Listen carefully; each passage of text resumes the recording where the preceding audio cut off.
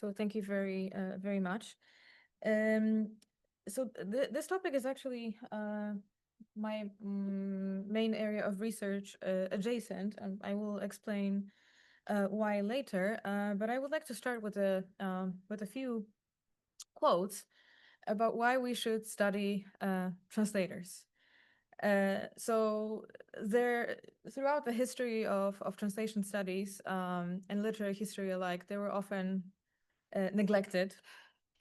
And we should remember that the history of translation is, to a large extent, the history of translators and people who have translated and interpreted also. And also, Anthony Pym in his 2008 paper wrote that we should study translators first, and then we should study text, despite the fact that, as Klaus Kindl puts it, capturing the translator as a person is an unfeasible task. So in humanizing translation history, Anthony Pym had these postulates for analyzing translator biographies. And basing on that, Renata Makarska wrote those 4 points according to which biographies should be studied.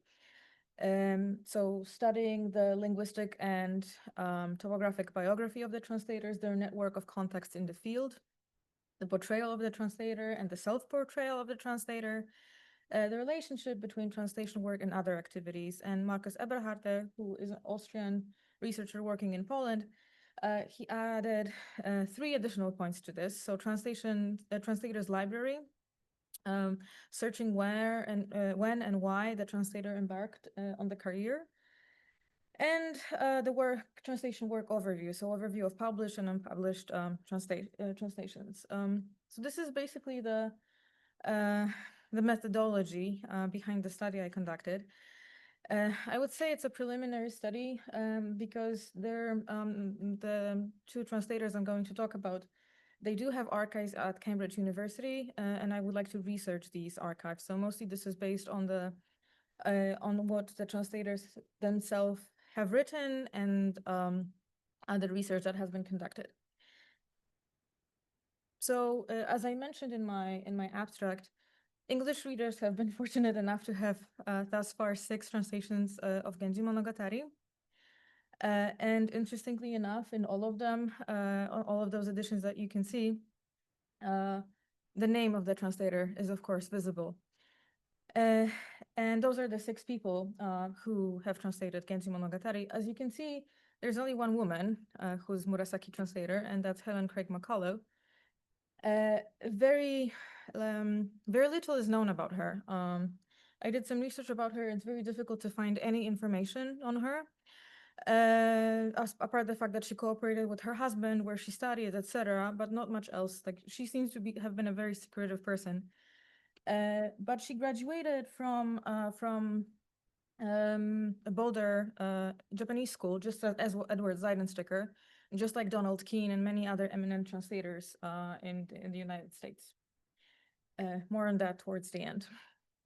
So now I would like to focus on the first 2 translators of Genji Monogatari. So Suematsu Kenchō and Arthur Waley. Suematsu Kenchō was born in 1855 as Kenshiro in what is now known as Yukuhashi in Fukuoka Prefecture. And at 10 years old, he started studying Chinese studies. In early 70s, in 1871, he actually traveled to Tokyo, where he met Takahashi Korekiyo, who taught him English. Together, they read Parley's Universal History, so that was one of the first books that Suematsu read in full in English. And in 1874, he started working in Tokyo Nichi Shimbun, which is the predecessor to Mainichi Shimbun. And there he published translations of English articles in Japanese. The editor of the newspaper, Fukuchi Ochi, introduced him to Ito Hirobumi. Ito Hirobumi was one of the people who actually decided that Suematsu should be sent to United Kingdom. And in 1878, Suematsu arrived in London. Technically, he worked for the Japanese legation in London, but mostly he sent letters to Ito Hirobumi, and the letters were about the situation in Europe. So one of the first ones is about the Balkan War.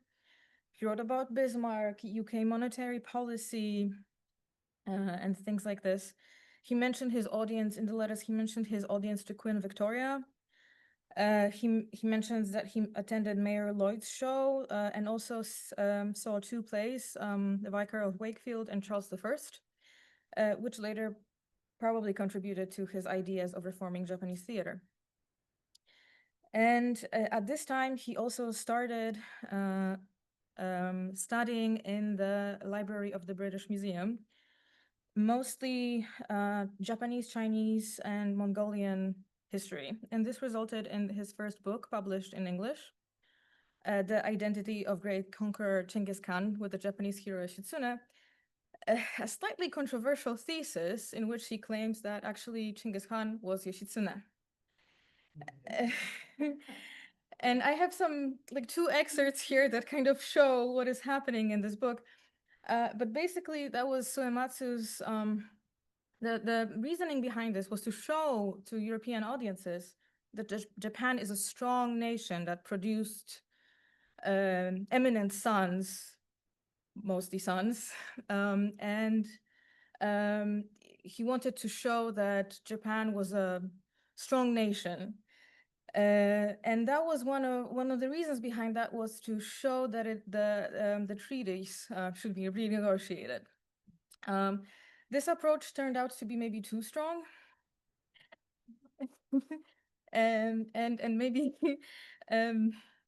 more on that in a second, actually.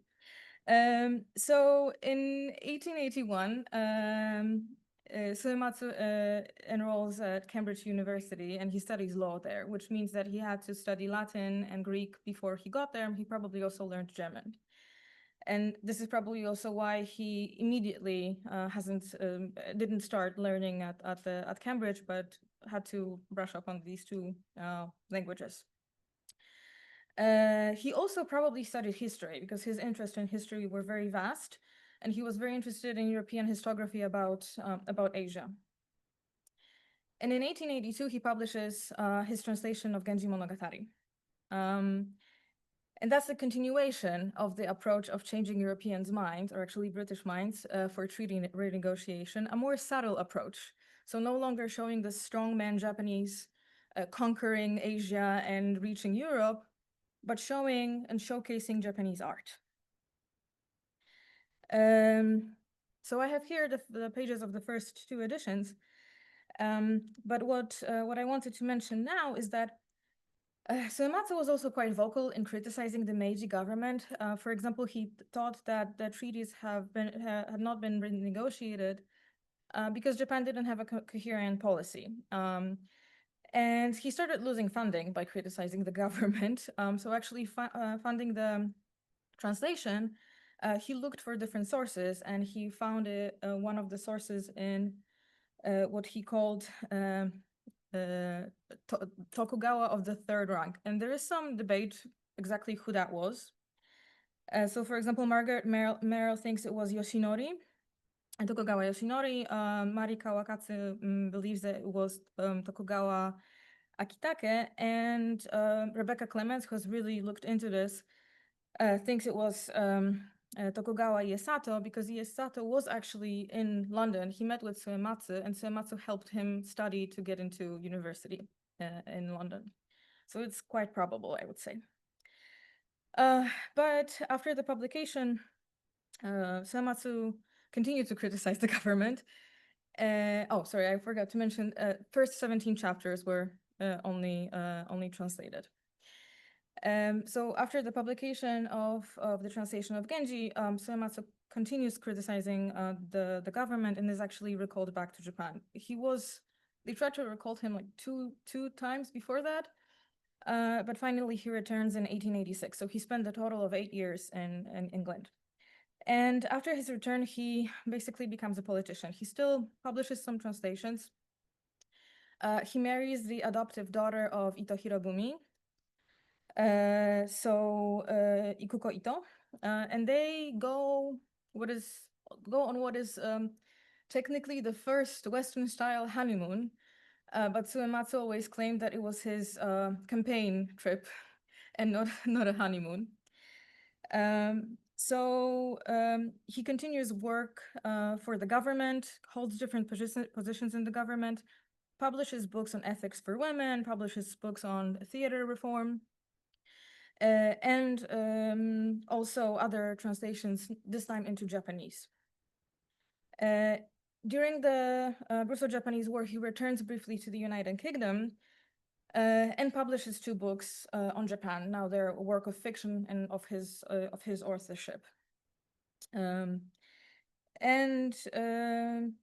He dies at the age of 65 in 1920.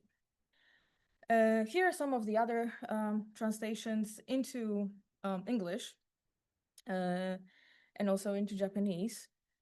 He publishes under various spellings of his name, and as a translator or author for the Nichi Shimbun, he wrote his articles under a pseudonym. So now I would like to mention some things about the Genji translation.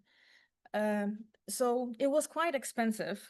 1 copy costs 7 shillings and 6 pence, which puts it in the most expensive percentile of the books published at the time. And it was also not published, it was published in 1 single volume, so it wasn't perioda size that was common at the time.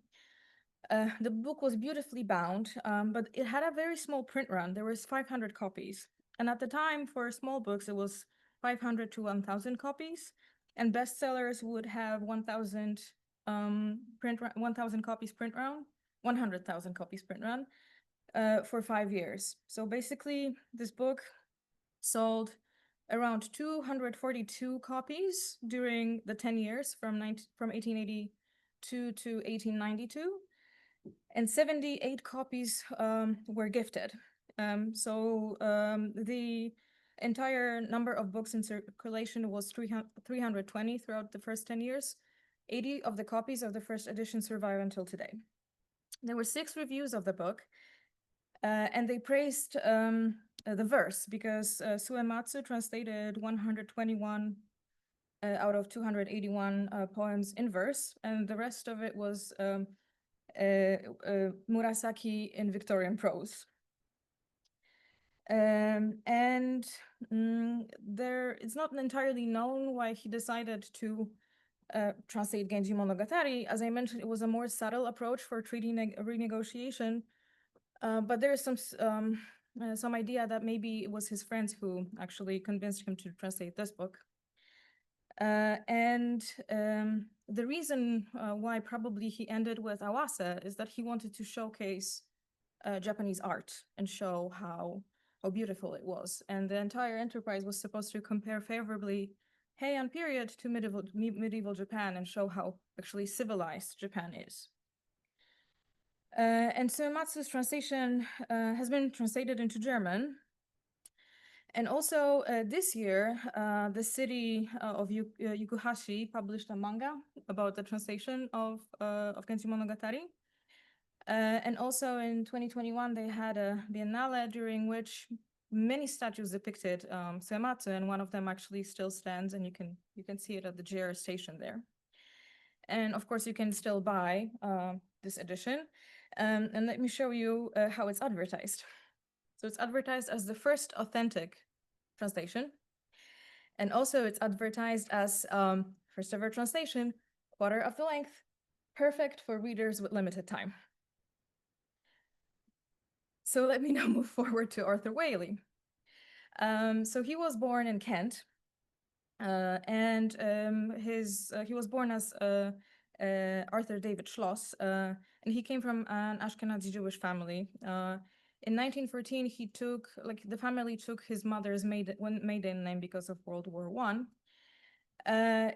He first attended rugby school. In 1907, he entered Cambridge University, unfortunately, where he studied classics and mostly Sanskrit.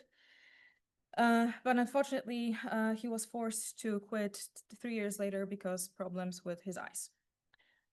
So he joins his father's trade company and moves to Spain to study Spanish and also work there.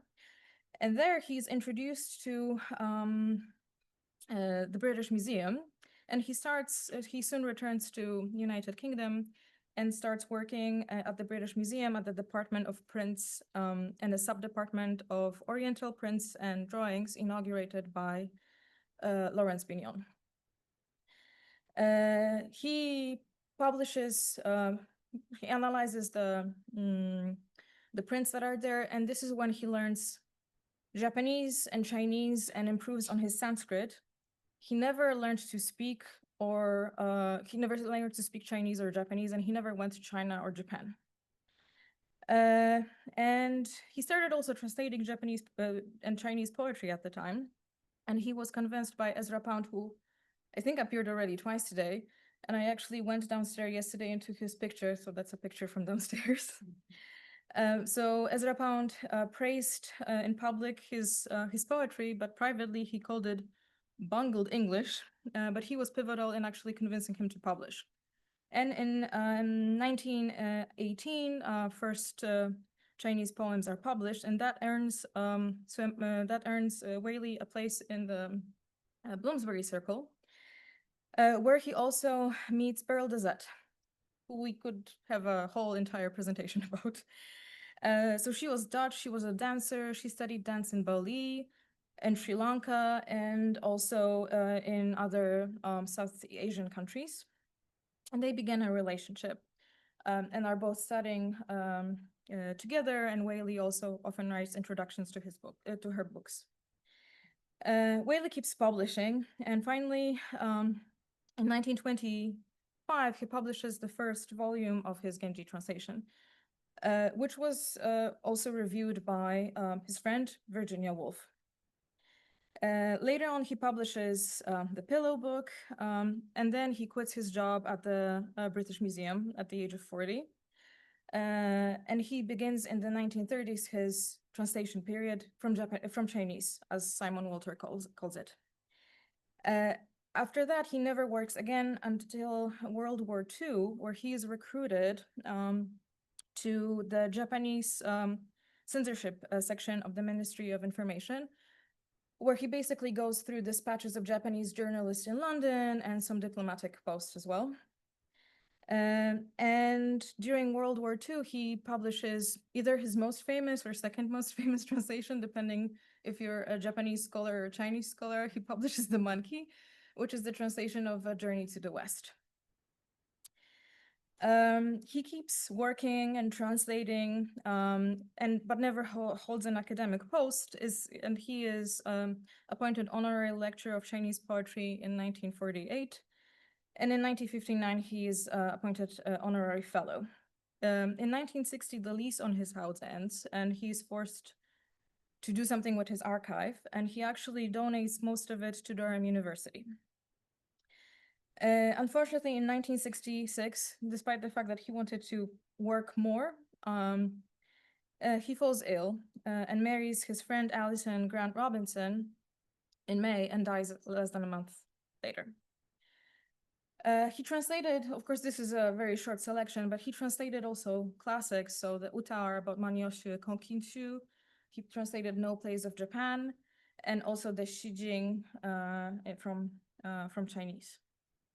And in the review, Virginia Woolf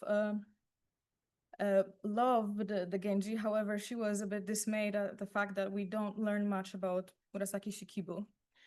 And Barbara Roach notices that if she lived long enough and could have read Ivan Morris's The Shining Prince, then she would know everything about Murasaki Shikibu.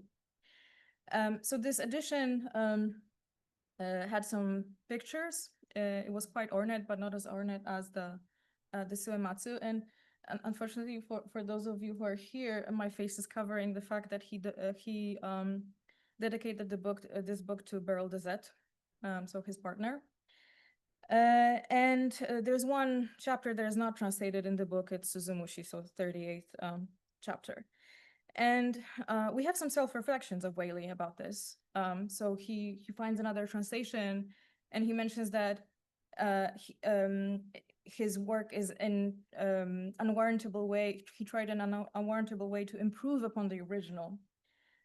We can also read about his attitude in general towards translation and how people who translate sometimes it's very difficult for some people to translate when they see the original, despite the fact that they're both fluent in both languages. And Edward Zeidensticker, of course, read his work, just as most probably Waley read Suematsu's version.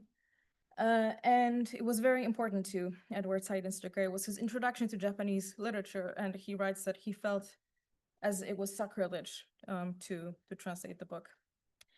And there are many translations of Waley's into other languages. So, for example, into Italian, into German, into French, but also was retranslated, as we talked on Wednesday, I think.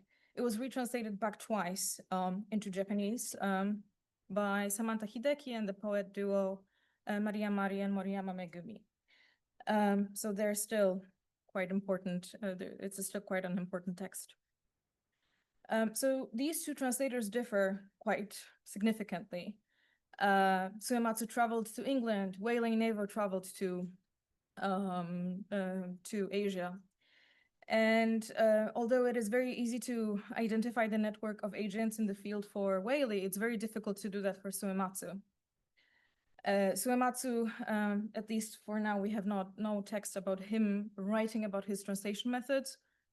Waley also not so much, if you compare it with Zeidensticker's the Genji days, but still more information is available. And definitely Suematsu was more of a politician than a translator, and he translated both into English and into Japanese, whereas Waley was a scholar and a translator. And I wonder what would happen if we asked him if he felt more of a scholar or a translator. I kind of have a feeling that he would say he's more of a translator. We know something about the libraries of both. Interestingly enough, they both used the same library, and I mean the British Museum's library. They embarked on different moments in their careers. Suematsu was very young when he started translating, and Arthur Waley was already becoming an established scholar. Although we don't know much about the unpublished work of both of them, it's actually quite, the work of that they have translated is quite diversified because of the target language that they actually translated into. So that's it. Thank you very much.